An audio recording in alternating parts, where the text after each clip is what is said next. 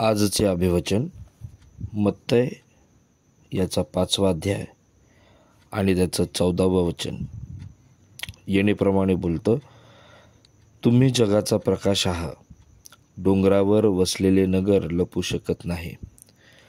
प्रिय बंधू आणि भगिनींनो, मत्तय याचा 5वा अध्याय या ठिकाणी प्रभू येशू ख्रिस्त डोंगरावर असणाऱ्या प्रवचनाला त्या ठिकाणी सुरुवात करत असताना तो त्या ठिकाणी आम्हाला दिसतो.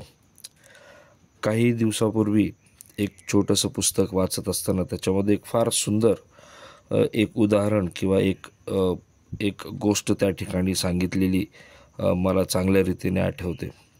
एका शहरामध्ये एक गावाच्या बाहेर एक हॉटेल त्या ठिकाणी होतं आणि हे हॉटेल प्रसिद्ध असल्यामुळे अनेक वाटसरू, अनेक प्रवासी त्या ठिकाणी येत जात असत. बऱ्याचशा गोष्टी त्या ठिकाणी चांगल्या रीतीने हे हॉटेल त्या ठिकाणी ह्या लोकांची काळजी घेत असत.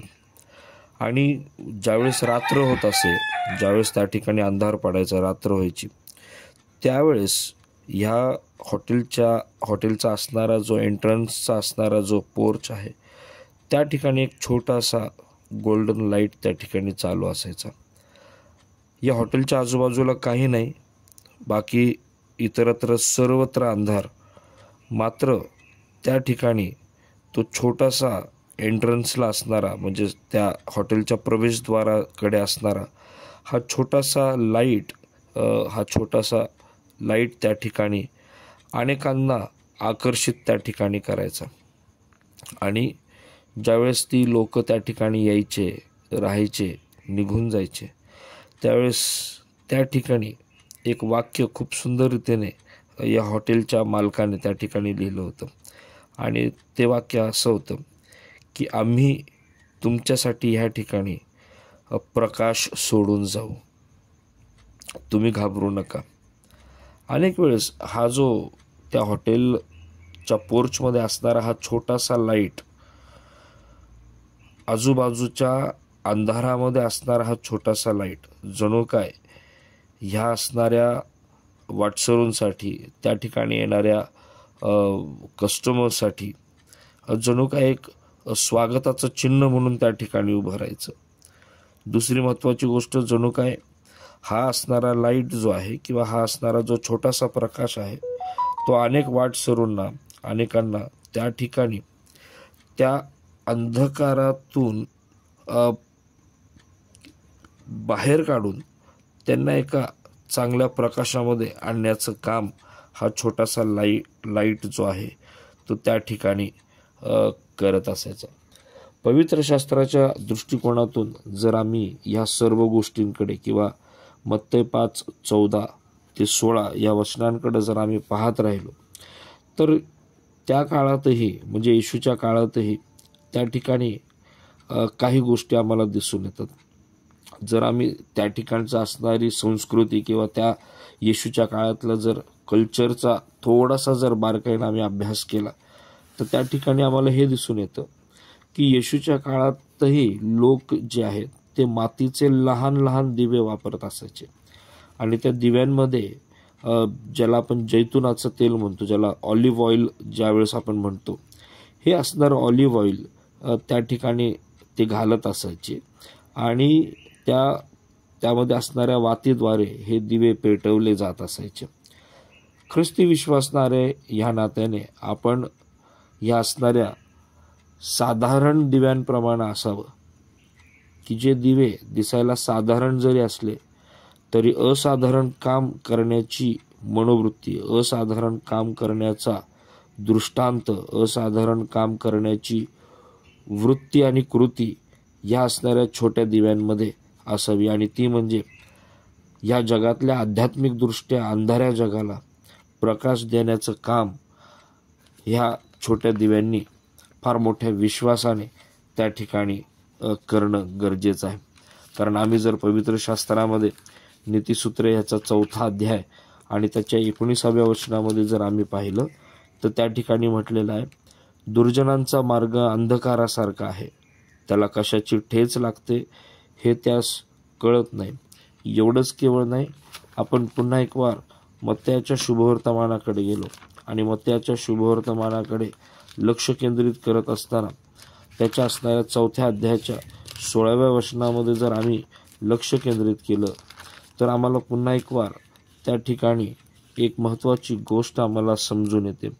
त्या ठिकाणी म्हटलेलं आहे की ज्याप्रमाणे यशायाचा ग्रंथ त्याच्यामध्ये म्हटलेलं आहे ते वचन ह्या ठिकाणी संत मत्त ह्या ठिकाणी कोट करतो आणि ते वचन आहे, अंधकारात बसलेल्यांवर प्रकाशाचा उदय झाला आहे आणि मृत्यूच्या प्रदेशात व छायेत बसलेल्यांवर ज्योती उगवली आहे. यशाया 9:1-2 ह्या ठिकाणी ह्या असणाऱ्या वचनाचा संदर्भ आम्हाला त्या ठिकाणी पाहायला मिळतो.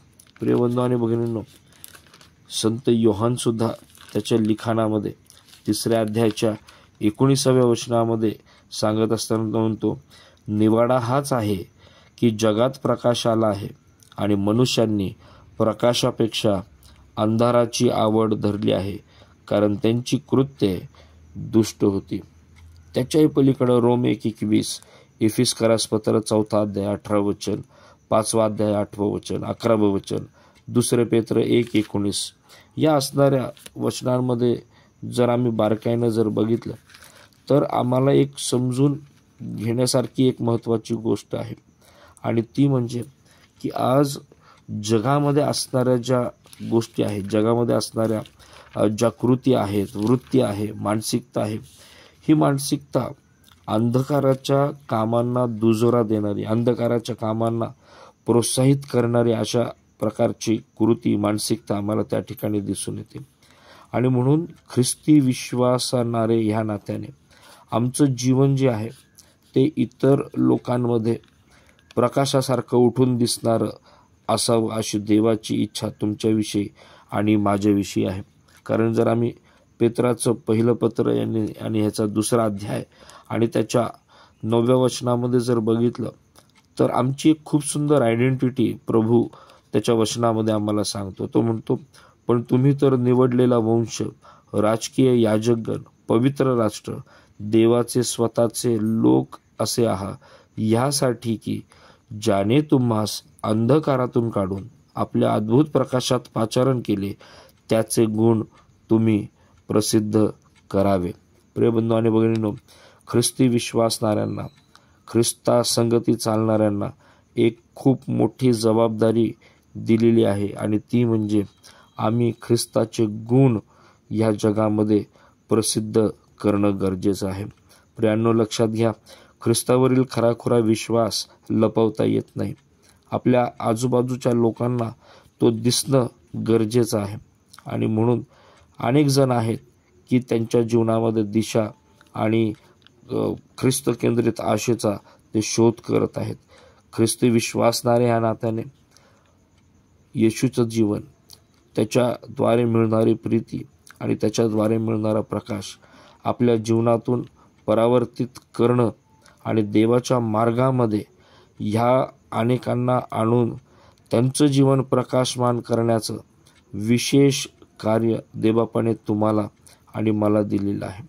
हे केवळ विचाराने घडणार नाही, हे केवळ घरात बसून घडणार नाही, हे केवळ चर्चा करून त्या ठिकाणी घडणार नाही, हे फक्त काहीतरी आमच्या असणाऱ्या मानसिकतेप्रमाणे, आमच्या विचारांप्रमाणे केल्यानंतर हे घडणार नाही. हे घडेल ज्यावेळेस आम्ही ह्या सर्व गोष्टी आचरणामध्ये आणू, ज्यावेळेस आम्ही त्याचे गुण प्रसिद्ध करायला सुरुवात करू.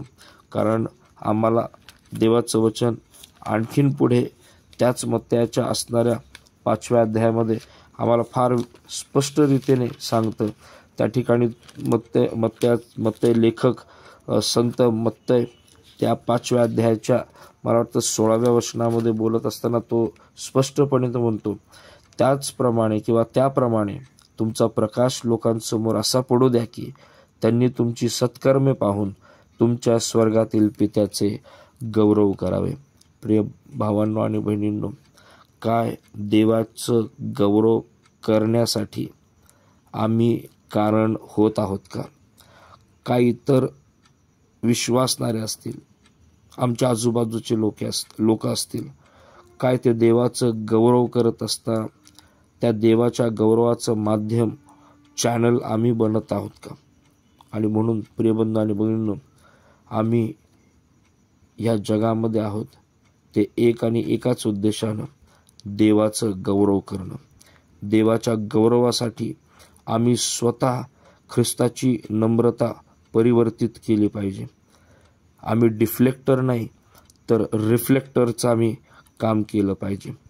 कारण आम्ही ख्रिस्ताची नम्रता परिवर्तित करतो, ख्रिस्ताचा प्रकाश परिवर्तित करतो, ख्रिस्ताची प्रीती परिवर्तित करतो, त्याची करुणा परिवर्तित करतो, त्याचं वचनातलं असणारं सत्य, त्याचं जीवन, त्याचा मार्ग आम्ही परिवर्तित करतो. आणि म्हणून प्रियबंधू आणि भगिनींनो, ही असणारी साधीसुधी जरी गोष्ट दिसत असेल तरी येशू त्या ठिकाणी म्हणतो, तुम्ही जगाचा प्रकाश आहात. डोंगरावर वसलेले नगर लपू शकत नाही. जर मी ख्रिस्ताचा प्रकाश आहे तर मला एका डोंगरावर उभं राहणं गरजेचं आहे, यासाठी की माझ्याकडे पाहून स्वर्गीय पित्याचं गौरव त्या ठिकाणी व्हावं. फार मोठी जबाबदारी प्रियांनो तुम्हाला आणि मला आजच्या दिवशी प्रभूनं दिलेली आहे. काय त्या प्रकाशासारखं, ख्रिस्त म्हटलेल्या प्रकाशासारखं आम्ही उभं राहायला तयार आहोत का? देवबाप या वचनाच्या द्वारे आपणा सर्वांना आशीर्वादित करो.